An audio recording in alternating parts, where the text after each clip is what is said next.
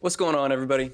Welcome back to another episode of the Fantasy Football Busters podcast. Thank you for joining us. We were hmm recording this morning on Tuesday, January 10th. My name is Eric, and my co-host over there, his name is Will. How you doing this morning, man? Hey man, feeling good. Regular season's finally over now. It's kind of crazy. Yeah, yeah, it's pretty nuts. Yeah, we said in the last video it's kind of bittersweet. Like, we enjoyed the season, we had fun, but I'm pretty happy that it's over, and I'm really excited to get into kind of the next chapter. This off season is going to be pretty exciting for us. Hell yeah, definitely agree there. So, as far as what we got going on today, we're going to be talking about what we got wrong in 2022 in fantasy football. Just kind of a reflection of what we did throughout the season and a lot of what we talked about early on preseason during like draft season. And so, hopefully, you guys can take away some lessons that we learned. We'll also be talking about specific lessons that we learned after we go through uh, like position specific and player specific um, stuff like that. So we're going to be talking about the quarterback and the running back position today. And then I believe in a video that's going to come out on Thursday, we'll be talking about wide receivers and tight ends. So if you're interested in that, hmm obviously like this video and then hit subscribe and hit the notification bell so you can be notified when that comes out. Hell yeah. Uh, but yeah, so we got a lot to talk about today. We did get a lot wrong. We got a lot right too, but I feel like it's more important to talk about what we got wrong. You can learn more from that, right? Hell yeah. And this was a weird season for sure. So yeah, it's gonna be a fun one to talk about.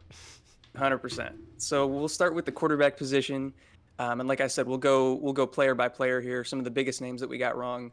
Biggest one on this list, and one of the biggest surprises of the year, in my opinion, was Justin Herbert. We had him ranked as our preseason quarterback two. His actual overall quarterback finish was with QB 12, and I think more importantly, the points per game is what we should be focusing on. Quarterback 17, Hmm. so bad. Yeah, it's pretty bad. So what do you think happened there? Because I know we all it's not even just us. The entire fantasy community thought that Justin Herbert was gonna pan out a lot better. What do you think it was that stopped that from happening? Yeah, so like you said, he was the consensus quarterback too across most platforms and stuff like that.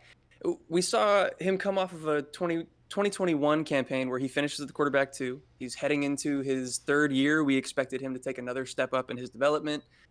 This was his first offseason without a coaching staff change. He had the same head coach, the same offensive coordinator.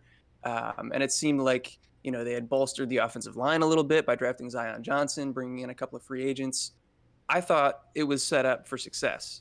And obviously a lot of other people did too. But one, we had a lot of injuries. hmm His wide receiver core and Keenan Allen, Mike Williams went down early. For a long Rashawn time too. Slater, yeah, for a really long time. And their top left tackle, Rashawn Slater, their all pro center, Corey Linsley, went down for a while. So they were dealing with injuries all season. I think that definitely played a part. And then you can argue which one caused the other. But I think that we saw a pretty big difference in their offensive play calling. It seemed like there was a shift from a more kind of free, open offense that took a lot of deep shots to one that was more condensed, closer to the line of scrimmage, a lot more safe. And so I'm curious to hear your thoughts on whether you think the injuries caused that, or you think that was something that was going to happen anyway in this season. So it's kind of weird because I feel like Mike Williams was probably a big part of the game getting shortened as much as it was because Yeah, he's their big play guy 9 times out of 10. And when he's not out there on the field and you don't have that huge weapon out there anymore, also Keenan Allen not being out there as well as a safety blanket, you kind of yeah, do got to play it safe. But I feel like they played it way too safe, especially when they found out the weapons they did have still. Like DeAndre Carter played really well this season. Josh Palmer, someone we talked about a lot who we didn't think was all that good, but he ended up still performing pretty well in that offense. Gerald yeah. Everett stepped up. So we can't say they didn't have any weapons at all. They were missing their elite weapons, of course, but like in terms of just having weapons on the field and being able to air it out, I feel like they still should have been able to do that. But it just seems like Brandon Staley was just more of a Philip Rivers fan than we thought, honestly. Yeah, it definitely could have something to do with it. I think the offensive line play also is something that we should take into consideration, just in general, hmm not just for this Justin Herbert situation, but I think that's kind of an underrated thing to look at. That probably Absolutely. contributed to them not wanting to throw it deep as much because there just wasn't as much time. Um, but all of that stuff is reflected in the stats that we saw from Herbert this season. He did actually have a career high in pass attempts and completions, completion percentage, and threw the fewest interceptions of his career. So that's something that we can expect from a safer offense that's shorter, closer to the line of scrimmage, less yards per attempt, so you have to throw it more. And then the inverse to that, we also saw that his touchdown rate was the lowest of his career. His yards per attempt was the lowest of his career, and so was his QBR. They all dropped significantly from his previous two seasons. And probably the biggest thing, just as far as fantasy production, was that touchdown rate, where he went from throwing 38 touchdowns in 2021 to only 25 this year. Yeah, that's a huge drop off right there. Yeah, I think if you calculate that into points per game, it's like over 4.5 points just in the difference in touchdowns. That would have vaulted him into the top five if he had had the same amount of touchdowns this year. And like, I don't want to say that as like a given. Touchdowns are super variable regardless of position, but like, I don't know. That's such a drastic drop off that I don't think we could have expected. No, it's just like in an offense like this, who in theory should have gotten better. Yeah, you'd expect at least the same amount of touchdowns, or at least a similar number. You wouldn't expect to drop off to 25, maybe even like 35, 30, but Sure. 25 is crazy. Yeah. Yeah. So I want to try to find takeaways or like things that we can learn from each of these individual players. We have overall lessons that we'll talk about at the end of each of these position groups, but it's hard for me to take away There's no real that much from Herbert. Yeah, there's no real takeaway from Justin Herbert. It's really just a bad beat all around. Like I Yeah, don't think this should affect him and his draft stock next year. You know what I'm saying? right, right, Yes, I just feel like it's just like there's definitely people on this list that we're gonna be taking some second looks at, but sure. this Justin Herbert, somebody I'm still confident in as a player, but I just hope they don't go through that same level of bad luck next year, honestly. And Yeah, Brandon Staley gets his 100%. shit together, of course, as well. Yeah, for sure. And then we have another two guys on this list that I think kind of fall into a similar category where I think their overall finish is less indicative of the way that they actually played compared to their points per game. I'm talking about Lamar Jackson and Kyler Murray. Hmm. We'll do them individually. So we'll talk about Lamar Jackson first. We had him ranked in the preseason as the quarterback three. His actual overall fantasy quarterback finish was 13, but his points per game finish was five. Um, I'm in the camp that I don't think he was as disappointing as people are making it out to be. He missed a lot of games. I think he only played 12. Um, and if you look at his actual stats, like they really weren't that bad. He did have a stretch from week 4 to week 7 that was a little gross where he didn't score over 16 fantasy points that whole time. But outside of that, he was still really good. He was still Lamar Jackson. And I will say, during that stretch where he was struggling, he was missing two of his key weapons there as well, like Rashad Bateman in and out, on and off the field. Mark Yep. Andrews off the field for a majority of the season. I feel like True. Yep. so definitely gonna help drag that down a little bit. Plus, I mean, we're getting into the they're not in the off season yet. We still got playoffs and whatnot still. So Lamar probably gonna be out there on the field. Maybe, who knows? We hope so. We We hope. hope so. But there's Yeah, going to be some off-season drama, I feel like, around Lamar Jackson and what ends up happening with him. So it's going to be there's a lot of. yeah, it's Go going to be some ahead. interesting stuff going on over there in Baltimore, possibly just in the league with Lamar Jackson. For sure. Yeah, I've heard the trade rumors swirling already, which we'll see about all that. But yeah, so as far as like getting into the specifics here, Lamar, uh, could we have seen this coming? I think coming into the 2022 season, I was projecting the Ravens to try to get back to more of that ground and pound, run game heavy approach that they had had in 2020 and gotten away from in 2021. And it did seem like they favored that a little bit. They also traded away Marquise Hollywood Brown Hmm. during the draft, and so that was probably their biggest offensive weapon. They came well, aside from Mark Andrews, I guess, but their biggest wide receiver. They came into the season with Rashad Bateman, who I like, but he's an unproven receiver at this point. Didn't do much in his rookie season, mostly due to injury, and then again got injured for the majority of this season. Yeah. He just didn't have many weapons to work with.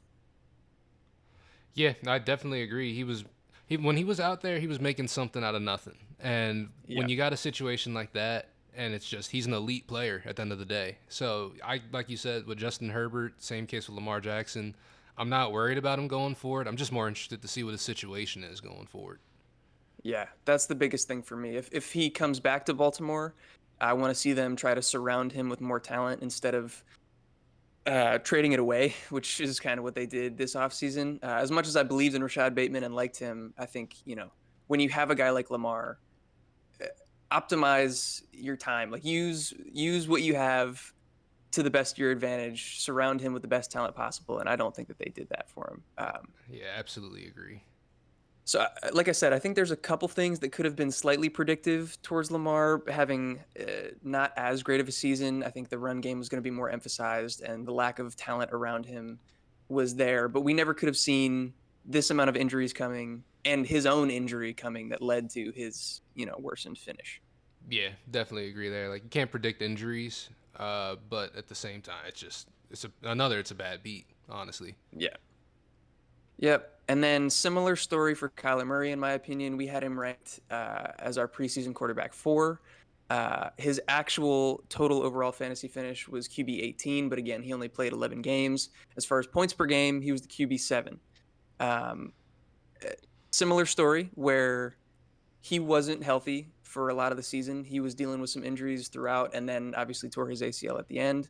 Um, I don't think he played a single game with both DeAndre Hopkins and Marquise Brown on the field at the same time. Nope. So he never had his full weapons group available to him. I think Cliff Kingsbury has a lot to do with their offensive struggles, and now he's out the door. If you didn't see, he just got fired along with their GM. Thank God. And then lastly, something that I saw in the stats that I thought was weird. He's been one of the better, if not, basically the top of the league as far as deep ball completion percentage and his deep ball accuracy. This year that completely flipped. He was near the bottom of the league in deep ball accuracy. I'm Mm. not exactly sure where that came from. It might be a fluky thing. But that I think played a huge part in his fantasy finish as well. Yeah, I can 100% see that. And like you said, you think that's weird on a team with D Hop. Well, obviously he didn't really get to play a whole lot with D Hop, but D Hop, Marquise Brown, Rondale Moore, a lot of guys Right. who could take the top off if necessary. And it's just, yeah, that team was just mismanaged from the start. Even before the season that started with that whole Kyler Murray contract situation, I think that was when the team really blew up right there. Yeah. Uh, yeah, and it just wasn't going to work from there on. Like Keem putting that in his contract, I'd assume the GM was the one who put that in the contract. Someone in that stature. Cliff Kingsbury Hmm. probably agreed. A lot of tension between the two. You got Kyler Murray on the field yelling at the head coach, telling him to calm the fuck down and stuff like that. Yeah. It's not good. Yeah, coming off of the playoff performance and the kind of body language that we talked about throughout the offseason that he had in 2021, and then into that offseason with that contract extension, the homework clause and all that crap. This those could have been predictors, I guess, for some of the issues that he was going to face this season. It's just I a don't little know bit of how head canon. heavily. That's it. That's just a little conjecture. That's all from me. But Yeah, I think you gotta weight those things. I don't know how heavily you want to weight that coming into your fantasy projections, but it's important nonetheless, and we saw that come to fruition this season for sure. facts. Um, but then we have Russell Wilson, who we've dreaded talking about all season long. What do Yeah, I don't you even know no where no to start what here. do you think the issue was here, Eric? So okay, all right. Can I put on my optimist hat just for a second? Oh yeah, as long as you're cool with me taking it off afterwards. Go for it. Cool. Go for it. Go ahead. Because I don't wholeheartedly agree even with myself in what I'm about to say, but I think it's worth saying. That's a bet. Okay, bet. Uh, Nathaniel Hackett got fired, right? Mm-hmm. Wasn't hacking it. Wasn't hacking it. In the 2 games afterwards, Russell Wilson put up his best fantasy performances. He put up over 20 fantasy points in both of those games, and I believe 3 touchdowns or more in both of those games. I think Nathaniel Hackett wasn't a very good coach, or at least he didn't mesh well with Russell Wilson in the way that he likes to play the quarterback position. So I think that definitely factors in.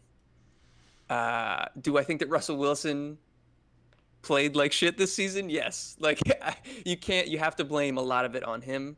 But yeah, that's my little statistic spiel. But I'll let you have the floor. So with Russ, right? We thought he was elite his entire just about his entire career past his rookie year. His rookie year, he surprised us. No one knew he was going to do what he did, and he ended up coming out being really good. You remove him from the Seahawks, you move him over to Denver. Everyone thinks, oh, Denver's a contender now. They have all these great weapons. They've got all this. They got all that. Cool. You look at this team and you're like, okay, yeah, they could be a contender. And you look at Seattle and you're like, oh yeah, they're definitely shit now because they don't have Russell Wilson anymore. And I just don't know what to believe anymore. To be honest with you, I don't know what to believe because Geno Smith had the year of his career. Probably Yeah, solidified a lot of stuff for himself in the future right there with this season. The Seahawks are in the playoffs. Denver is not. Uh, they yeah. fired their head coach. They brought in, or their interim head coach was a guy that the head coach had brought in who was what was it, a clock management specialist? Yeah, I thought that was crazy. A That was cl- wild. and Russell Wilson plays better under him. And it's like, how did that happen? First off, I don't know. and don't even get me started on Albert O. So it's just I can't. Denver was a clown show this whole year. They were a clown show, the entirety of Yeah, this year, and Russ was the head clown.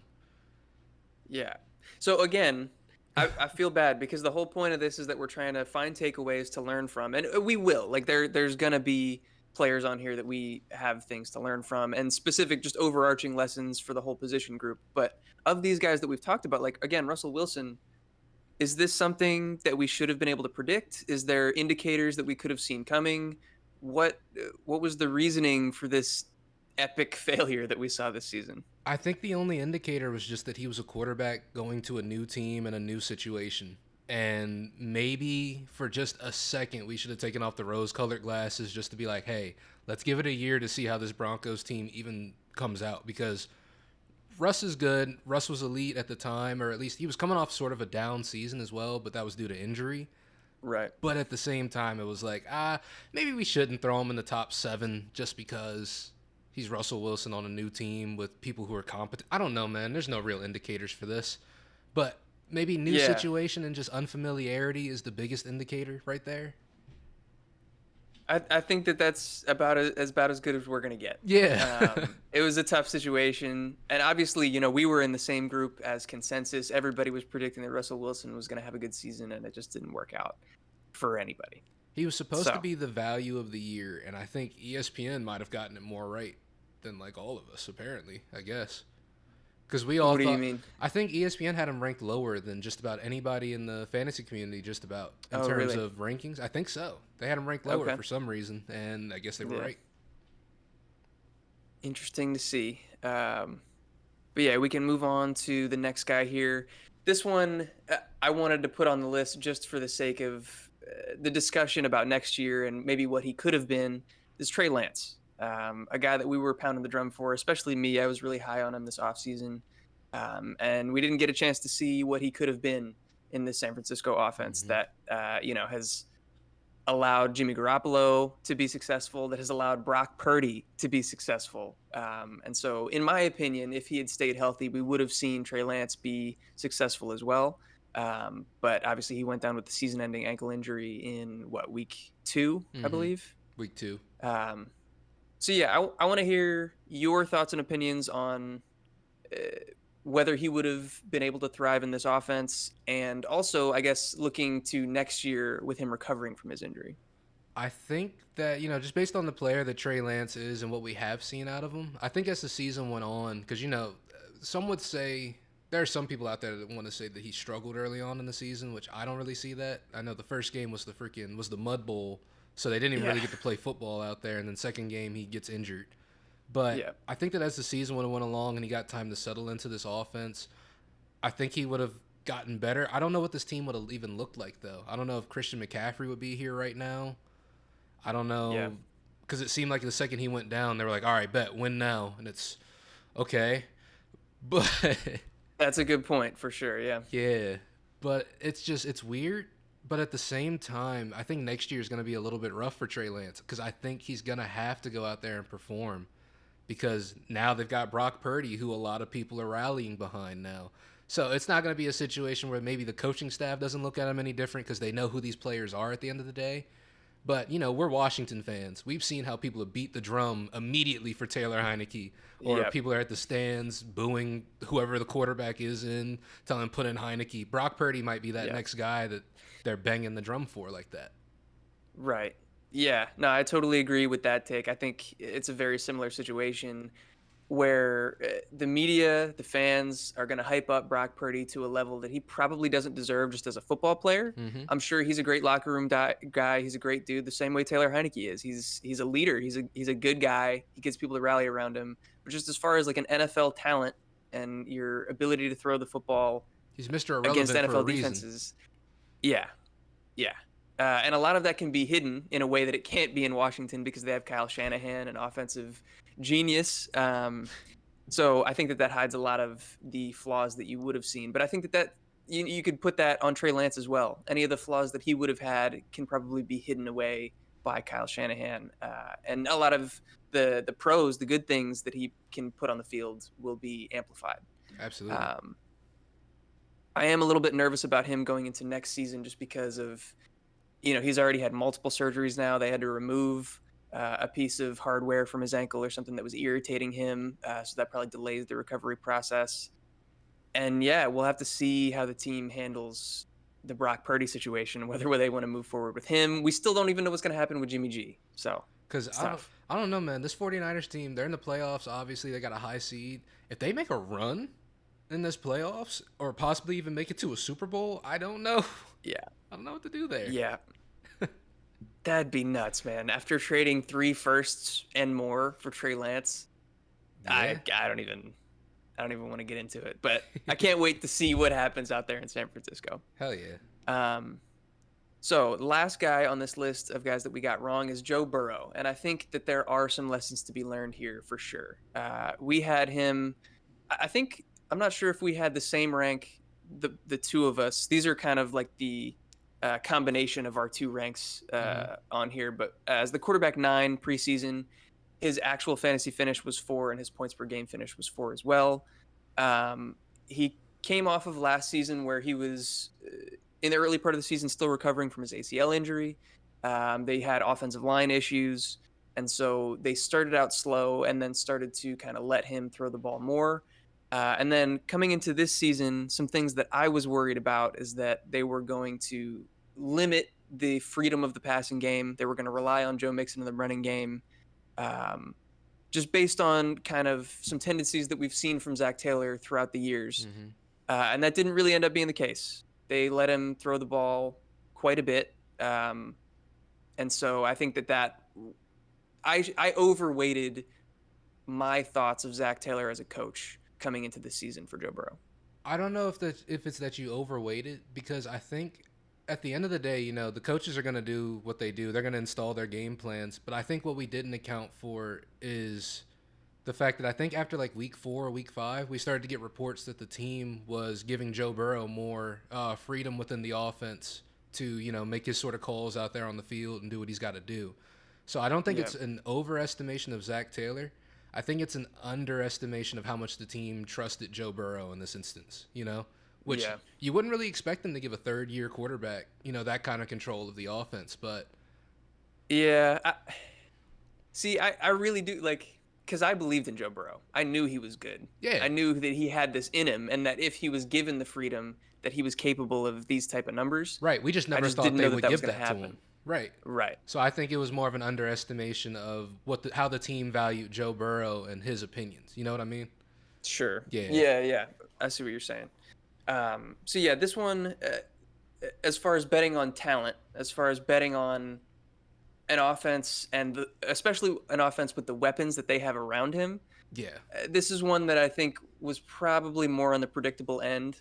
Uh, and again, we have guys above him with rushing floors like Lamar Jackson, Kyler Murray, Trey Lance, stuff like that. A lot of them ended up missing some games this season or just had their situations fall apart. Joe Burrow stayed healthy the whole season. His situation probably improved throughout most of it as their offensive line started to mesh together with the new pieces. Hmm. Um, And so yeah, it was a factor of health and kind of luck staying together where it didn't for some of these other guys because the rushing floor provides such a high level of consistency that we didn't see from Joe Burrow. Where like even though he finished as the quarterback 4, he had I think 7 games under 20 fantasy points this season, Yeah. which like, you know, he was still incredibly productive. You would love to have him as your quarterback, but Jalen Hurts I think had 1, maybe 2. I don't have it off the top of my head, but like guys that can run are going to give you a higher level of consistency that we didn't see from Joe Burrow. But besides the point, I'm getting off into a tangent here. No, you're good. No, but I definitely 100% agree. I think it's just Joe Burrow. We underestimated how much they trusted him, but it's just like you said, they have so many weapons. There's so many weapons. Yeah, It's like, yeah, I do feel a little silly for having him a little this low, I guess, but at the same time, yeah, yeah, you can't really know all too much. We weren't super far off base. We had him in the top 10. Just turned out he was top 5, and we underestimated him a little bit there. yeah. Yeah. Isn't quite the Hindsight's 2020, It ain't quite the Russell Wilson right there. right? Yeah. But yeah, like I say, hindsight's 2020. But when you got a guy that you believe in that's super talented like Joe Burrow, a young ascending quarterback, and he's got Jamar Chase, T. Higgins, and Tyler Boyd to throw to, it's probably going to be good. Probably going to be good. According to him, every year he plays, their window's open, bro. So It's facts. All right. So that will do it for what we got wrong. We'll talk for a second here about some guys that we got right that were different from consensus because we can talk about guys that we got right that were basically the same as everybody else had ranked, but you're not going to get anything from that. Um, Jalen Hurts I have on here. A lot of people were high on him, but we had him up in that kind of quarterback 2, quarterback 3 range, which I think was a little bit higher than a lot of other people. We prioritized him in drafts for sure. His actual total point fantasy finish was 3, but his points per game finish was the QB 1. He did better than Josh Allen and Patrick Mahomes as far as points per game, and probably would have done so overall if he hadn't gotten hurt right at the end. mm-hmm. How did you feel about Jalen Hurts this season? No, I felt great about that. You were actually the first person to sell me on Jalen Hurts because, like, I had always, sort of believed in him, but at the same time, I was like, I don't know. But you definitely convinced that, like, nah, he's got the potential to be like this year's, like Lamar Jackson during his MVP season, and that's pretty much what he gave us here. Yeah, One of the biggest things with this team was that we thought they were going to run the ball a lot more than they did, which they didn't, and Jalen Hurts still proved to be a very capable passer out there on the field, which is something that was a concern before the season had started. Didn't yeah, matter. It's a testament to Howie Roseman, honestly, for going out there, getting his guys, and trusting in his guys to get it done because they built around Jalen Hurts the way they're supposed to, honestly. exactly.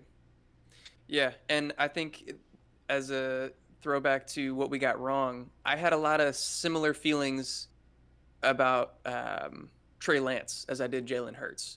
Obviously, Jalen Hurts had more years under his belt, more experience. Came into the season with probably a better weapon, definitely a better weapons group, and definitely a better offensive line. But I felt like Trey Lance was kind of gearing up to be into that same situation.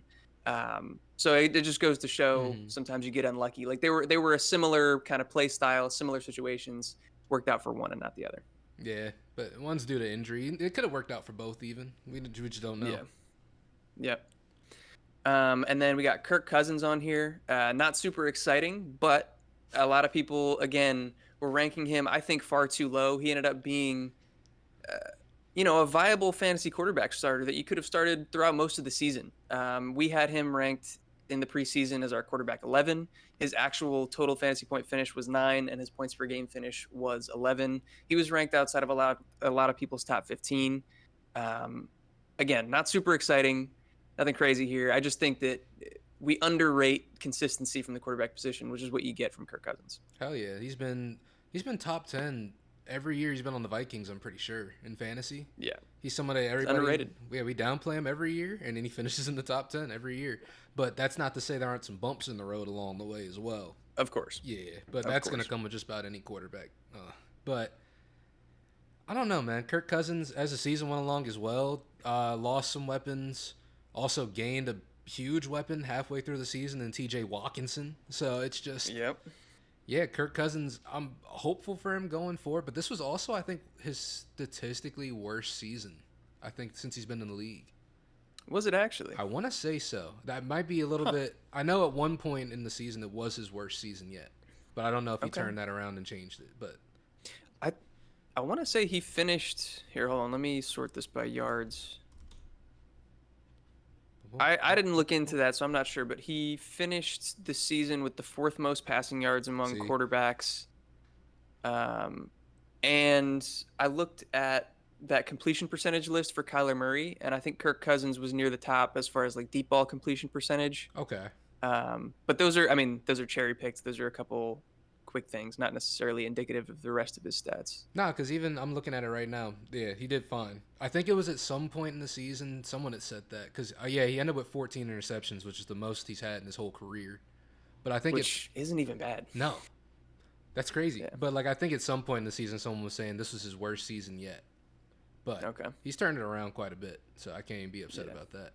But yeah, Kirk Cousins, he's got good weapons around him, or even a great weapon, especially in Justin Jefferson, probably one of the best in the Yeah. league. T.J. Watkinson, an aging Adam Thielen, who still ended up being pretty useful, especially towards the later half of the season. KJ Osborne step up every once in a while, have one of his good games like he does every year for some reason. It's just yeah, Kirk Yeah. Cousins out there getting it done, and on a good team. Uh, Frauds, but we'll see. We'll see. We'll frauds, see. yeah. But he did his We'll thing see. out there. Like, and Kirk goes out there and does his thing every year. Honestly, Yep. 100%. And then the last guy on this list is Dak Prescott, another guy that I think was overvalued by the fantasy community coming into the season. I won't focus as much on the actual fantasy finish because he was injured for a good part of the season, so we're not worried about total fantasy points. But we had him ranked right around the end of our quarterback one range at QB 12. His actual finish was 20, and his points per game finish was 13. It seemed like a lot of people had him inside their top 10, some even inside like their top 8, around kind of where most people would have had like Russell Wilson or something like that. And I didn't see it with the way that this offense has been trending. They went from a couple of years ago being the pass happiest offense in the league to now being one of the run heaviest offenses in the league. And that's just kind of the direction that I saw and why I was scared off of him coming into this season.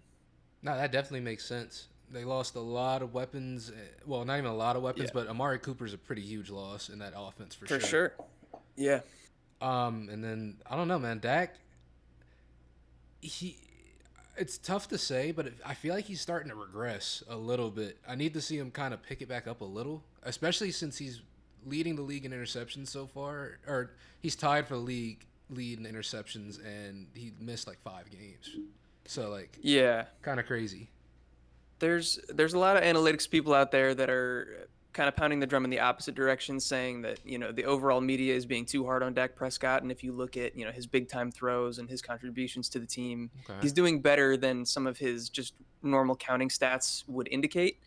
Um, but even that being said, like I think I agree with you. Just compared to what we've seen in previous seasons, where we thought he was one of the better quarterbacks in the league, I don't know that he's necessarily in that category anymore. He's still very good and well above average, but I don't know that he's in that same kind of top tier that we had pegged him to be in early on.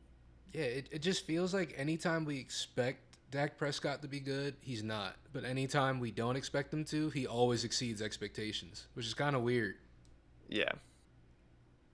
Um, yeah, so that'll do it for some of the ones that we got right. And then on to just more of the general lessons learned. And I think these are some good takeaways that you can have going into your 2023 drafts. Um, so we'll talk about these. I think the late round quarterback strategy is probably dead at this point. What are your thoughts about that and the way that we had thought about it previously? I mean, previously we had thought, going for a late round quarterback in terms of like tiers of quarterbacks, once you get past that elite tier, maybe even that second tier, there's not that huge of a drop off really between quarterbacks and what they're going to do out there on the field in terms of fantasy. But late round quarterback strategy, especially this year, if you had an elite quarterback, your team was going to be elite in fantasy. But if you had one of these late round quarterbacks like an Aaron Rodgers or Russell Wilson to start off the season, you started off the season in the hole. And I know Yep. that for a fact because I started out the season in the hole in 2 different leagues. Russell Wilson all day, baby. It's just, Yep. it's not. the most conducive thing. Like, it's late round QB strategy just hasn't really been great as of late. It's done well in prior years, but I think at this point, right now, how the league is, we know who the studs are and we know who's going to perform. We know who the good teams are. So it's just you kind of got to go with Yeah. who's good at a certain point. Yeah, I think that's a really good point about like the status of the league now. In previous seasons, obviously dating way further back, it was more of a run heavy league. We didn't Mm-hmm. see just as many points scored by the quarterback position in general. And then, that started to catch up. We started to get more pass heavy, but as far as the fantasy community, we weren't great at predicting, who was going to be the top level finishers. We looked more at the prototypical pocket passers and stuff like that. And so the runners got undervalued. That's how you had Lamar Jackson being drafted in the 10th round and then having the greatest fantasy quarterback season of all time. And Yeah. now that's caught up, right? Like the fantasy community knows how much value there is in a running quarterback. I think the NFL knows how much value there is in a running quarterback, and they're starting to prioritize that in their team building. And so finding that edge as far as drafting late round quarterbacks, it just isn't there as much. Now you got to go with the sure thing. And also, again, with the way that the league is trending, more points are being scored by those top end guys than they used to be in previous years. So it's more, it's a real like building block for a fantasy team as opposed to kind of an inconsistent, like, okay piece. Yeah, it's like late round QBs are good to fill in, but never good to have or anchor on for the whole season. At least not right now, not with the state of the Right. league. Because I think the only late round QB that even somewhat panned out for people, it was probably Jared Goff. And I don't know how many Yeah. people went out there and drafted Jared Goff. Yeah. You know? Not a lot. Yeah. At least in one quarterback league. Super flex leagues, he was probably taken, and that was a good value. But For sure. if we're talking one quarterback. So yeah, that's our thoughts on the late round quarterback strategy. Obviously, we'll get more into that as we get further into the offseason and back closer to 2023 redraft season. We'll get all into our quarterback strategies and stuff like that. But that's our big takeaway there. And then also another one that kind of affects the quarterback position as well as the rest of the offense. Offensive line play matters more than you think. I think it's something that's really undervalued by the fantasy community and something that we should be paying attention to more. We saw it on the negative end of the spectrum where we thought that the Colts had a really good offensive line, but that was mostly just kind of our preconceived notions. But if you look at some of the analysts, and there aren't a ton, but I'll shout out Brandon Thorne specifically. He's a fantastic analyst, and he focuses specifically on the trenches and offensive line play. You could have seen from his rankings that the Colts weren't nearly as good as they had been in previous years, and that showed itself. Matt Ryan couldn't get anything done. Jonathan Taylor had a bad season prior to going down with injury. The passing game wasn't even close to the same. It was rough all around for them, and similar for the Bucks and the Chargers. Um, so that's kind of my spiel for offensive line. I think that's something that we need to focus on more. Hell yeah, I think probably one of the biggest indicators, especially when it comes to like the run game. Obviously with passing, because Tom Brady has consistently had one of the better offensive lines his entire career, except for this one, and this is the year that he kind of struggled a little bit. So it's Yep. it's one of those things you can kind of see it. The proof is in the pudding. Yep. And then on the positive side as well, like you had the Lions, who a lot of people might not have realized had one of the better offensive lines in the league. But again, if you go check some of these analysts that know what they're talking about, they were ranked in the top 5 by just about everybody, and their offense thrived, prospered throughout most of the season. Jared Goff, like you mentioned in the quarterback rankings, should have been much higher. Amon Ra, Touchdown DJ champion Chark, Jamal Williams. Jamal Williams. Yeah, yeah, huge beneficiaries of that offensive line. And obviously, the Eagles, probably the best offensive line in the league. You saw Jalen Hurts, A.J. Brown, Devonta Smith, and even Miles Sanders, who we're going to talk about in the running back category, all went off this year. Hell yeah. So, yeah, definitely focus more of your attention on the offensive line coming into next year's draft season.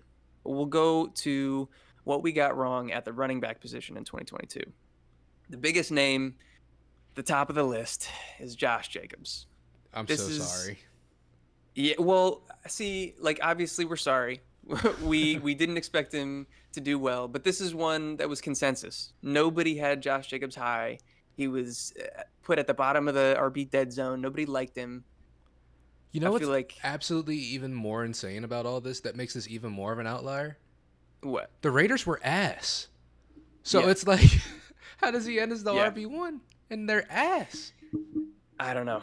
I don't know. As far as him finishing as the RB1, yeah, I don't know that I have an explanation for that. But I think that there are definitely some lessons to be learned here, as far as where we had him ranked and why he potentially outperformed that rank. So we had him right at the end of the RB2 list at RB24 in the preseason. His actual fantasy finish, as far as total points, was 1. His points per game finish was 3. A lot of the negative narratives around him and some of the things that we kind of agreed with were he was coming in with a new coach in Josh McDaniels, coming from New England, who liked to use running back by committee, right? Hmm. Something that I think we should have taken more into account is the other running backs that were in that running back group. We're talking about Zamir White, who I didn't have ranked very highly as a running back prospect. I didn't think he was all that talented. But again, he's unproven, so it was hard to tell, I guess. And then we're talking about Brandon Bolden, Amir Abdullah. These guys are career backups, career rotational guys. I think putting this is another lesson that's going to be learned at the end. We'll get more in depth into it, but like the running back dead zone kind of came about when we were talking about older running backs that were washed that had kind of a reputation about them that made it so that they got drafted higher than they should have been. Josh Jacobs has proved to be really talented and he's still pretty young. Uh, like I don't think he should have been lumped in with a lot of these same guys. Yeah, I agree. I think a lot of the narratives, and I was one that fell for this one as well too. Josh Jacobs never really lasted through a whole season. Has never really shouldered that whole workload for an entire season, and made it through it to actually tell the tale. I think this is actually is this the first time he's made it through a full season in the NFL? I can check. Give me a sec. Because I think it might be. Because like you said, I don't think we were flat dead wrong or stupid for putting him down here, but at the same time, I do think we No. undervalued him a lot. Like you said, I think he should have been higher, but I Yeah. don't think this number one finish. We could have never, never predicted that. I don't think. No, that's variance. That's fluky. I don't know why this isn't loading. I'm trying to see his yearly stats. But yeah, I just think, like I said in the This is the beginning, first. it was This is the first season he's played through the entire season, or at least the okay. first one he's played 17 games. Yeah. So that's definitely something that we took into account as well, his health. Um, but there was all that preseason stuff. One with we thought it was going to be a running back by committee just because of the coaching change, and then also that preseason game where he played like way more snaps than the rest of the perceived starters. I feel like that threw a lot of people off of him and made them think that he was going to suck or be just part of the rotation. And again, I think that that was way, way overblown. Don't chase those narratives that we don't really know where they're coming from. Yeah, definitely agree. Um, and then I'm actually going to jump down the list a little bit because there's a similar back that I want to talk about in Miles Sanders, another guy that kind of got lumped into that running back dead zone. Which again, these younger guys that have shown us that they're talented on the field and haven't started to break down, they haven't aged out. They probably shouldn't be lumped into that running back dead zone the same way that Todd Gurley, like arthritic Todd Gurley and Le'Veon Bell when he went to the Jets, like those guys were the RB dead zone. That's like when the term came about. But like Miles Sanders probably didn't deserve to be in that list. He ended up, the fantasy community as a whole kind of had him in that group, and we paid for it because we ranked him as our RB25 coming into the season. He finished this 10 points per game, 11. Yeah, I definitely agree there. I think Miles Sanders was probably a victim more so of the prior season than he was Yeah. of, his own talent or anything like that. He just I think a lot of people there was just a sore taste in people's mouth from, pause, from Miles Sanders going into this season just based off of how not even how he performed because when he played and was on the field, he was pretty good, but it was just a matter of if he could stay on the field. You know what I'm saying? I think there was a That lot of injury and concerns and yeah. Well, go for ahead. sure. The other thing that I think a lot of people took exception to was that he had 0 touchdowns last year. That as well.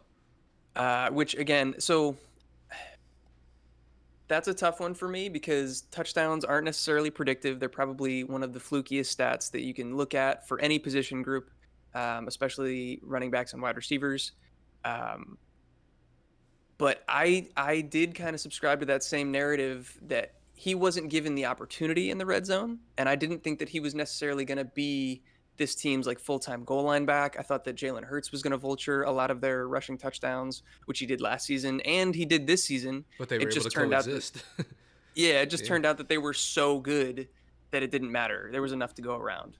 Um, and so yeah, like there's things that I think we can take away. You don't want to put the young, talented guys in this group. They should probably be ranked higher than where we had them coming in this offseason. But also, like, I don't know, there were narratives there that made sense even now for why he probably wasn't going to perform that well. Oh yeah, for sure. But it's like you said, it was more of a. I feel like it was always more of a narrative thing than actually like Miles Sanders or his talent or anything like that. For Right. sure. Yeah. Right. Yeah. So just chalk it up to another one. If you know a guy is talented, we probably want to bet on talent. At least weight that more heavily than we do right now. We can move on to the next guy on this list. People try to doubt him every year. We doubted him again. We didn't put him that low, but it's the Yeti. It's Derrick Henry, and he feasted once again. Now, I think that this ranking, right? I think this ranking, again, we should have thought he was going to do well because he's always kind of done well when he's gotten the opportunity to start. But at the same time, Derrick Henry, last year before he had gotten hurt, there was a lot of passing opportunity that he had gotten, in the passing game. I don't think we thought that that was going to translate again over this year, especially as much as it did. But it ended up being still a pretty big part of the game that they've just started to implement now for Derrick Henry in the 60th year of his career. Like, oh yeah, he can catch passes now, sure. He's definitely not a consistent pass catcher, but it's No, something that they should have incorporated earlier on. Just get that guy out in space. There's no reason not to. literally, like, yeah, I want him out there matched up with a DB, possibly, sure. Hell yeah. But yeah, this wasn't a huge swing and a miss. We had him ranked as the RB7 and in a tier with a lot of the guys that were above him. So it's not like we told you not to draft him Hmm. necessarily, but he did end up finishing as the RB2 overall and the RB1 in points per game. So we did miss out on a little bit of value there. And I feel like the fantasy community is probably going to doubt him again going into next year, as we always do. And maybe we should think twice about it. Say, Derrick Henry trade rumors have been popping up as of late as well. I saw the Really? first one this morning. Yeah. Okay. All right. Something to monitor for sure. Another guy on this list is Nick Chubb. Another guy that's incredibly talented. I think a lot of us thought of him as the best, just pure runner in the NFL coming into this season. We had him ranked as the RB14 in the preseason. His actual finish, as well as his points per game finish, were both the RB5. He definitely slowed down at the end of the season there. Hmm. It kind of petered out as we got towards playoff time, but he started the season incredibly hot and was the RB1 for a lot of weeks. What was your overall take or takeaway from Nick Chubb this season? It's a tough takeaway because I think we ranked him as low as he did because of Jacoby Brissett, and we didn't know how Yeah. he was going to perform or how the offense was going to perform. And for the most part, they lost games, this and that, but the offense and Nick Chubb and the weapons still did fine throughout that time. Yeah. And they didn't really start to struggle until Deshaun Watson got back. Right. And that was when the weapons started to struggle a little bit more. But in terms of takeaways, it's like you said, bro. You kind of got to bet on your studs. Nick Chubb has been one of those guys out there every year. We kind of ranked him as an RB2. He finished as an RB1, which wasn't out of the realm of possibilities for us. I think we had also said Right. that as well, that he could very well Yeah. finish. But I think even though he was ranked here, people still probably ended up picking him where he was going in drafts. And I don't know. Nick Chubb did what he was supposed to do at the end of the day. So in terms of what we got wrong there, we just doubted talent, and you can't really doubt talent. But I don't know, because I want Yeah. to I say think he shouldn't do as well with Jacoby, and he should have done better with Deshaun. But that was the opposite of what the season showed us. right. I was definitely worried about the quarterback play. I think that was the biggest thing for me. I thought that offense was going to be limited. I didn't think that there was going to be an opportunity for as many touchdowns as he was able to score. That was going to be my biggest thing. As I figured he's still going to get his. And another thing, again, we'll harp back on it. Offensive line play is huge. The Yeah. Cleveland's offensive line is really, really good. And so when you have a good, great runner in Nick Chubb behind a really good offensive line, he's going to continue to do well. So I figured he was going to be efficient. I just didn't think the touchdown numbers were going to be there. And yeah, this offense performed a lot better than we thought with Jacoby Brissett. Um, So yeah, again, bet on talent and offensive line play matters a lot. So those two things we could have factored in more to maybe move Nick Chubb up a little bit. But I still think I probably would have doubted Jacoby even with this hindsight. You know what I mean? Like I would have been nervous. Yeah, it's tough to bet on Jacoby Brissett, and it sucks that Nick Chubb's ranking had to suffer because of that, but it's just the fact of the matter. Yeah. All right, we got a few more here. Alvin Kamara. This one was really disappointing considering just how talented this guy is, and I feel like a lot of people are like forgetting just how good Alvin Kamara is. I don't think it's gone. I think it's still there for him. I just think he wasn't used the way that he should have been. We had him ranked in the preseason as the RB10. His actual finish was 20, and his points per game finish was 21. We saw this offensive line take a big step back with some injuries and also the loss of Teron Armstead in the offseason. That was huge. And then quarterback play. They're just, it wasn't good. Andy Dalton and Jameis Winston didn't really get it done for him. What are your thoughts here on Kamara? Yeah, Alvin Kamara, it's like you said, he's immensely talented. Immensely more so talented, I'd even think, in the receiving game than in the running game, even though he's still a great runner. And Yep. I feel like a lot of his success this year was found when they started throwing the ball to him, getting it to him in open space. And for some reason, they only remembered that they could do that for like 6 games and then stopped. Which Yeah. I don't know. It makes sense for Jameis because he's never been the check down quarterback ever. Right. But after a while, they had Andy Dalton out there, and they still weren't after a certain point using him as much as they were at the midpoint of the season when Andy Dalton did start to get his first nod. So it's tough to say what kind of an indicator there is here for this, except for the fact that just the Saints were pretty bad as a whole. But we Yeah. didn't think their team was going to be as bad as they were. Like, I know we didn't think they were going to be elite. We thought they were going to have a good defense, acquiring Tyrann Mathieu and just, shoring that up. But also, the offense took a step back. So you don't really know what the team was really doing there. We thought at the very least they'd be somewhat even with where they were last year. But apparently that was not the case at all.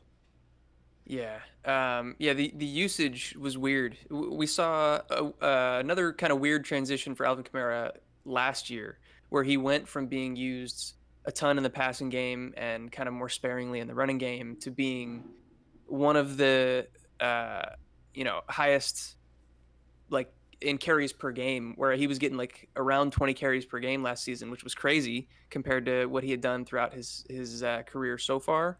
And then again this year, like he didn't get that amount of carries and he still didn't get the usage in the passing game. I just don't know that we could have seen that coming when he was clearly their best offensive weapon. Yeah, he's the most elite player on that offense Yeah. by a wide margin. Like, there's still emerging talents like Chris Olave. He's doing well. The ghost of Michael Thomas is there, but Alvin Kamara should have done better than this. To be honest, this is one of those anomalies that I feel like at the same time that there weren't really indicators for, but at the same time, because even looking at the offensive line, right? We said the offensive line took a step back. So in terms of rushing, you would think, yeah, he's not going to do as well in the rushing game. Offensive line is worse. But you would think that also quarterback doesn't have as much time to throw the ball. A lot of checkdowns should be going Alvin Kamara's way. That's Right. his bread and butter. It's been his bread and butter. But they just couldn't make that connection. Just didn't happen. Yeah, I don't understand it. Yeah. Neither do I, to be honest. So I don't know that there's a huge takeaway that we can make from that one. Just chalk it up to bad luck, I guess. Bad beat. Bad beat. Next guy on this list is DeAndre Swift. So I think this is going to be an interesting discussion because I think there are some things that could have been possible predictors, but some of it is also contradictory to the lessons that we're saying that we're learning here. So we had him pretty high. We were pounding the drum for DeAndre Swift around the RB6 range, and then his actual fantasy finish was RB26. Points per game was 21. Before I get into any of it, I'll let you have your say first. I'm curious what you have to say. Bro, so I think we all went into the season, knowing who DeAndre Swift is as a player, knowing who he's been since college. He is an elite level talent at the end of the Yeah. day. Maybe there's some injury concerns, which again, we saw this season. He got injured a couple times. Yep. But at the end of the day, when he is on the field, he is elite. Yep. But when it came to how the Lions are using him, they want him to be part of a timeshare and just be a part of just, I guess more of a team player really is what that is at the end of the day. They want to be more of a team player, keep him healthy. If you got another guy who can get it done like Jamal Williams, have him out there and he's obviously been the more durable option throughout the entire season. Yeah. So when you put all of those factors together, it hurts that DeAndre Swift didn't end better than he did because by all means he should have based on talent alone. Yeah. But just based on the situation and the team being in the state that it is with the Lions and they're still kind of finding their footing in the league, I guess it kind of makes sense for them to not risk one of their best weapons as often as they can. But I do feel like this season was also a huge mismanagement of DeAndre Swift and his usage in this offense. Yeah. I'm couldn't agree more. Everything you said, totally agree. It's one of those things where, like we said, we should bet on talent. We should bet on young, ascending talent, and that's what we did with DeAndre Swift. Uh, but contradictory to that, we also probably should trust when a team has consistently shown a pattern of usage for a player. We should probably trust that that's the way that they're going to continue to use them, unless there's a huge situational change, which we didn't see. That's the way it's going to be. And last year we saw that with him and Jamal Williams, and again this year it was more of the same. It seems like the Lions know that he's not that durable, and so they probably want to protect him, and also know that he's probably best suited in that kind of change of pace back role. Mm-hmm. As much as it sucks for us as a fantasy community when we know that if he got the full time role, he would be amazing.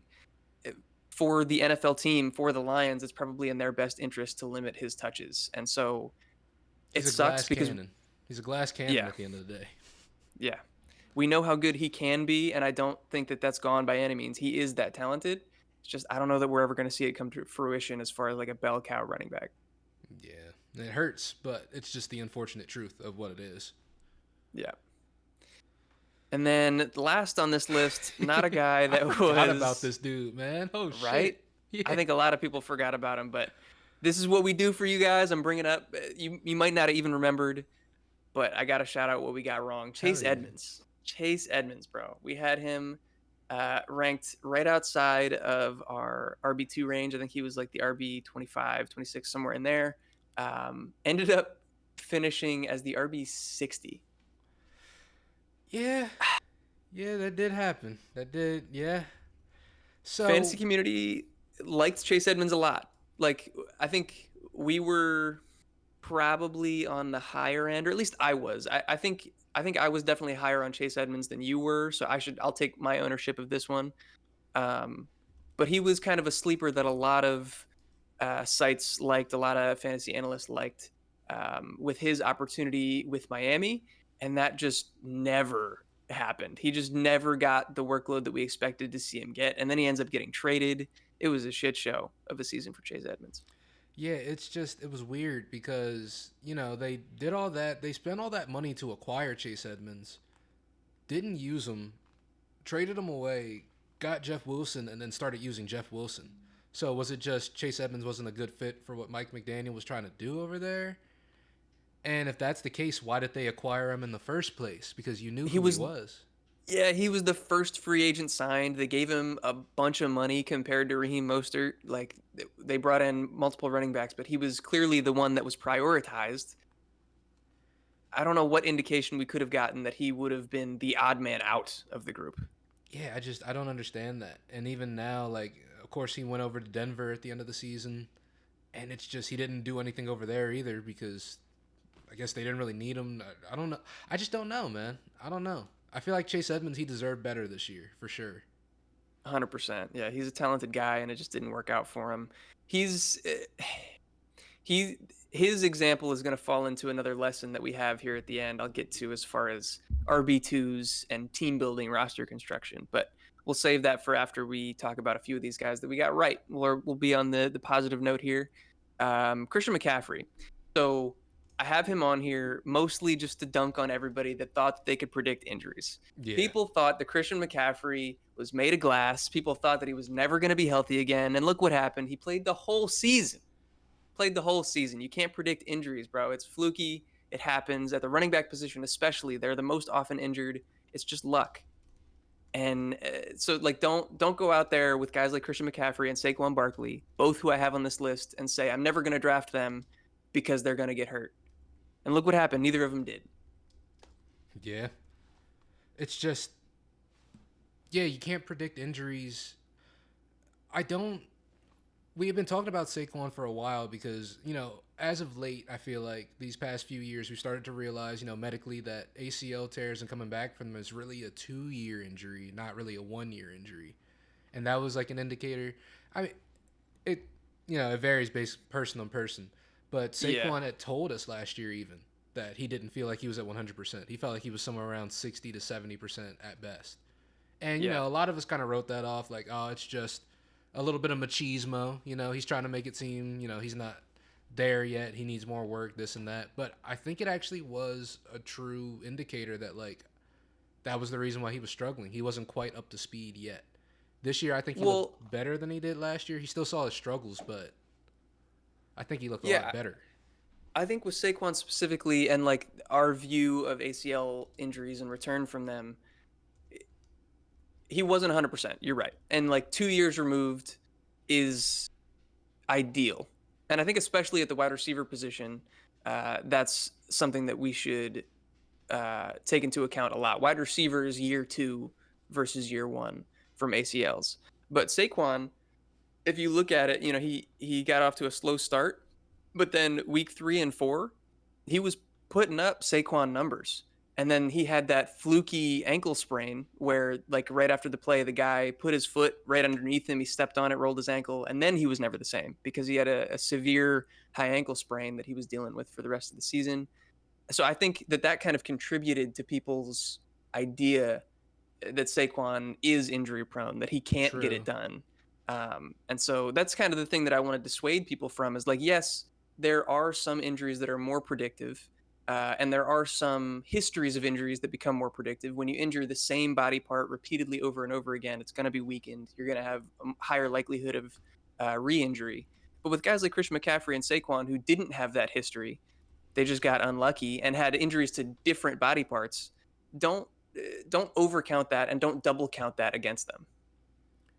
Right, because even I'm taking a look right now just to make sure that the yeah every single injury he's had has been on the same leg. I will say For for Saquon, they've all been on his right okay, leg, every single one.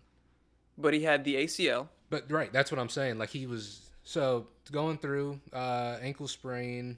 But like again, this is going back to college, dating back to Okay, 2015. Then his next injury was 3 years later with the thigh sprain, which again not really related. yeah, Moving forward a year, high ankle sprain against the Buccaneers. Moving forward a year, ACL tear and MCL tear. Then we move forward a year, low ankle injury in week 5, which again, he's still coming off of that same injury, so he's going to start overcompensating a little bit. It kind of makes sense for him to right, re injure himself there. yeah, And then, yeah, this year he had a neck stinger, which he played through. So, nah, that doesn't really paint the picture of injury prone to me, like you right, said. Just to yeah, give the people the actual breakdown of everything he's had happen to him throughout since college. This is not an indication of injury proneness. yeah. And it was a similar story with Christian McCaffrey, even to a further extent, where I think he only missed one game in his entire college career and hadn't really missed that many games with injury in his NFL career prior to these past 2 seasons, and then everybody just wrote him off. So that's the point that I want to get across is Mm-hmm. that don't go overboard with your ability to predict injuries. Sometimes you can get lucky, but it's just not always going to be the case. But I think we've beat the drum on that enough. We can talk about these next two guys. Najee Harris is on this list. He was a guy that we were down on quite a bit this season. He was on our do not draft list. We only had him as low as running back 11 in the preseason. He ended up finishing as the RB 14 and the RB 19 in points per game.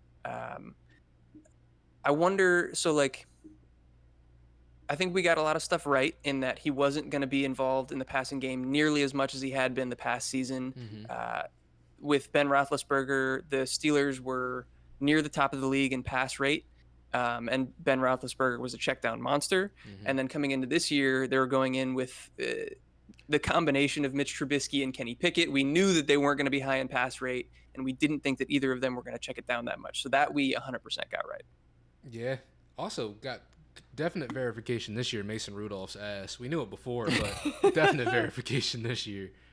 But Mhm. yeah, and then Najee definitely started to pick it up in the second half of the season after their bye week. He ended up Yeah. doing really, really, really well. They made the adjustments they needed to make. Now we didn't have him as high, like you said, because his passing floor wasn't up as high as it was, or yeah, his passing floor wasn't as high as it was the last season. Started to raise a little bit towards the end of this season, but still not a lot. It's just this was one of those new situation ones that we weren't super confident in. And I think we were right to not be super confident because a lot of people had him ranked as what, like the RB5, RB4? Yeah. They had him up really, really high. Yeah, neither of us were Um, going for that. Absolutely not. Yeah, I think I don't want to be too negative on Najee Harris as a player because he did have that weird preseason injury um, that the team and Najee both said, "Nah, I'm totally fine. I'm 100%." But like there were reports that it could have been fairly serious and it could have caused him to miss games. He didn't end up missing any games, but he was clearly hampered by whatever it was. He wasn't the same player, and it seemed like you said, he had a much better end of season than start of season, so it was probably due to him recovering a little bit.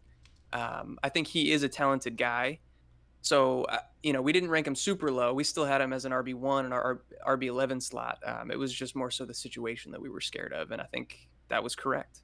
Yeah, I looked back to see what that injury was because I forgot what it was. It was a foot injury. They thought he had a Liz Yeah, Frank, or yeah, he had a pedal. They listed as a pedal Liz Frank sprain.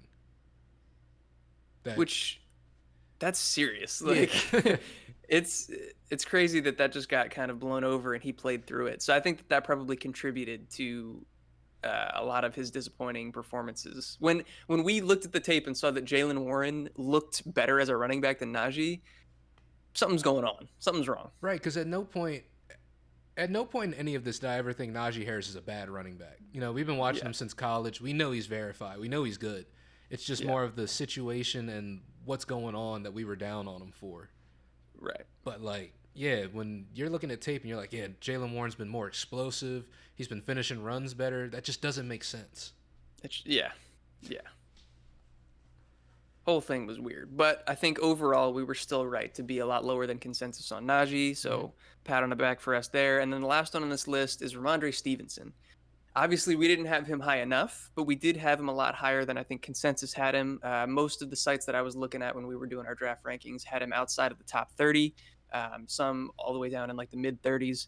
We had him just outside of our RB2 range, right around RB26. His actual fantasy finish was 12, and his points per game finish was 18. And as a late round steal, he helped a lot of people get to the fantasy championships this year.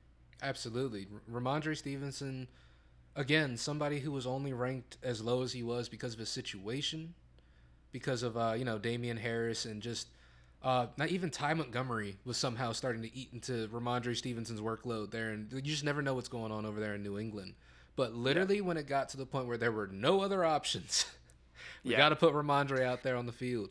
He shouldered the workload, and he did a damn good job of doing it. So with that being said, I don't know what they're going to do with Ramondre going forward. They're probably going to go right back to the running back carousel like they always do every year. We heard Bill Yeah. Belichick's officially coming back next year, so he'll be there as well. I don't think much is going to change, but I am confident that at least when Ramondre does get the opportunity, he's going to do a lot with it, and they just might give him the opportunity next year. We don't know. Yeah, I think this is kind of another contradictory situation where you can say bet on talent because I think he's clearly the most talented back in that backfield and Hmm. probably the most talented player on that offense. Um, uh, but Damian Harris was injured or hampered by injury, even if he was playing for basically the whole season. Ty Montgomery was put on IR early in the season and never returned. Who, like you said, he was eating into the passing game work. And so we got lucky with those injuries, and who knows how things would have played out if those guys stayed healthy the whole season. Obviously, it would have been at least a slightly negative impact for Ramondre, but that's one where you got a weight situation versus talent, and we just happened to get that one closer to right with Ramondre this year. Hell yeah. And then, so that'll wrap up the player specific ones, but then kind of our broad overarching lessons learned from this year. Again, I mentioned this one a lot as we were talking about it, but the running back dead zone, I think, is a little overblown. The term kind of got popular when that range of running backs was full of old, washed up guys like arthritic Todd Gurley that I mentioned, Le'Veon Bell, those type of guys that the indicators are there.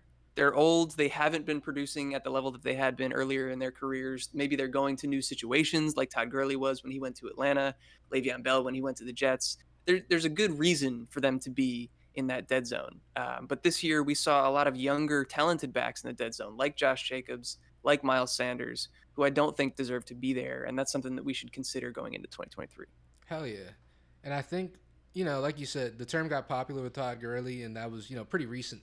So it's still something we're trying to figure out exactly what this dead zone is. But Todd Gurley Right. is one of those guys. We saw the indicators before. The man didn't play in the Super Bowl when we didn't know that he was injured. So that's a huge thing right there. And then Yeah. Le'Veon obviously going to the Jets after taking a complete full year off. It's Yeah. just, yeah, it's you got to bet on talent at the end of the day. And these young guys who are out there getting it done, you got to go out there and go after them. You can't bet on a name just because you see a name, but at the same time, you got to trust in the talent too. You got to see what they've been doing and how they've been performing up to that point as well. Yeah, and I don't think this running back dead zone term and the idea around it is going to go away. So I think we're going to see a lot of similar situations to this year where people make the same mistake, have these younger guys that may not have performed up to expectations so far, but have shown us flashes, find their way into the RB dead zone. And I think knowing what we know now, we need to consider those guys' values and take shots at those guys because they're already going to be going later on in drafts. Regardless of who you pick at that point, it's kind of a crapshoot as to whether they're going to pan out or not. Why not bet on the guy with the youth, the athleticism, the talent, and the upside? Absolutely agree. And then the last lesson learned here for the running back position that I think is a huge one that I just started kind of realizing coming into this year. It sucks that it took me this long, but RB2 might be the least important position to solidify during the draft. Hmm. And I have this example here that, prior to this year, I started to kind of get away from it in this offseason. But prior to this year, I always wanted to have two stud running backs. I wanted to lock up two of the top guys. But the truth of the matter is, a lot of those guys that would have been your RB2 this year, if you employed that running back draft strategy at the beginning of your draft, would have been Alvin Kamara's, would have been Aaron Jones or Leonard Fournette. And the thing is, you could have filled out your RB2 slot with a combination of Jamal Williams, Samaje Perine, Tyler Algier, and Jerick McKinnon throughout the season and done much better than you would have by starting any of those guys I just mentioned throughout the whole season. Yeah, and that's facts. Take it from somebody who drafted A.J. Dillon and Aaron Jones. Like they have their flashes in the pan, but at the end of the day, like you said, it's just not a super important spot. If you have that running back spot, the RB1 spot locked up, even going after a high value wide receiver, even a high value tight end, or Yep. as we talked about earlier in this video, a high value quarterback. Because I think in that RB2 range, a lot of people were drafting them in second, which is probably a little bit too early for like a quarterback. But like Zeke, people like that, even though Zeke had a good RB2 season, but people like that were going in like the third round, which is very well where you could draft a quarterback. Some people would draft Travis Kelsey in that second round slot. It's just your team probably would have been way better off for that than having Aaron Jones throughout the entire season. Yeah, 100%.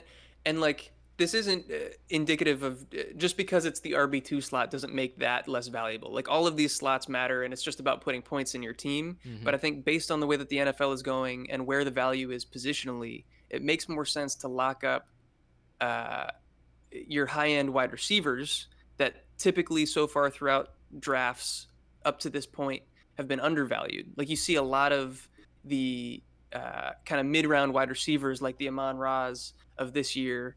Who else was in that kind of like wide receiver or sorry, like rounds 4 through 6 range at the wide receiver position that ended up panning out really well. Ran rounds 4 through 6. Chris Godwin was there, even though Chris Godwin, yeah, Chris Godwin was in that range. Marquise Brown was a guy that we were super high on. That if he had stayed healthy, was absolutely balling. I'm He would have finished as wide receiver one. I'm pretty sure T Higgins was around that range. I think he was more of a third round pick, but I Yeah, saw some drafts where he did slide in that fourth round slot as well. Which if you got T right. Higgins in the fourth round, you got a steal there this year. Yeah, but Um, yeah, just the idea that you can kind of go hero RB because there's only a few guys in the NFL that are those true workhorses that you can count on. try to lock up one of those guys early, and then hammer, a high end tight end if you can get it in Kelsey, or just high end receivers, and then figure it out throughout the season. Because Jamal Williams would have been drafted really late. Samaje Perine not drafted, somebody that you picked up off the waiver wire. Same for Algier and McKinnon. These guys are guys that you can find throughout the season and fill in that position as you go. Yeah, I 100% agree there. Yeah, It's, I don't know, man. It's just running backs, like you said, unless you got one of those top guys, it's starting to get to a point where it's like they're either all kind of doing the same thing or there's just not much really going on. But wide yeah, receivers are booming. Obviously, if you can get an elite level tight end, you're golden. If you had Travis Kelsey yeah, this season, you were probably in the championship. yeah. It was really that simple. It's Yeah. crazy. The positional advantage was huge. So it's just some little things right there that we can just keep in mind going into the next season. Stuff that we're still experimenting with because, like we said, this whole RB dead zone thing is new because this league is changing and it's changing rapidly. Yeah, But we're here to keep you guys informed, and we're keeping an eye on this stuff as much as we can to try to keep you guys as informed and be able to make the best decisions possible that you can. So, yeah, yeah, 100%. So yeah, I hope you guys like this video. If you stuck with us till the end, we appreciate you very much. Go ahead and leave a like on the video if you enjoyed, if you gained something from it. Subscribe so that you can see the videos that we got coming out later this week. We'll be hitting wide receivers and tight ends in the same kind of format where we talk about what we got wrong and lessons learned. And then even further down the road, we'll be talking a lot of dynasty content. We'll be talking about like NFL draft season and NFL offseason news with trades and free agency and stuff like that. So I'm really excited to get into all that stuff. I hope you guys are as well. Check us out on our other social media platforms. We're active on TikTok and Twitter and stuff like that. That's all linked down in the description below. Um, yeah, Will, you got anything else to say to the people? uh, really just as I know the season's over. You can't really drop fantasy start questions, anything like that down in the comments, but literally ask any question you want about football, fantasy football, dynasty, any questions you've really got pertaining to any of this. Ask them away, and we'll answer any and every comment. So keep comments going. Make sure you hit that subscribe button, that notification bell, so you can know when we drop. And yeah, other than that, that's all I really got. All right. That'll do it for us. We'll see you on Thursday back again with another What We Got Wrong. Hope you enjoyed. And yeah, we'll catch you in the next one. Peace. Peace.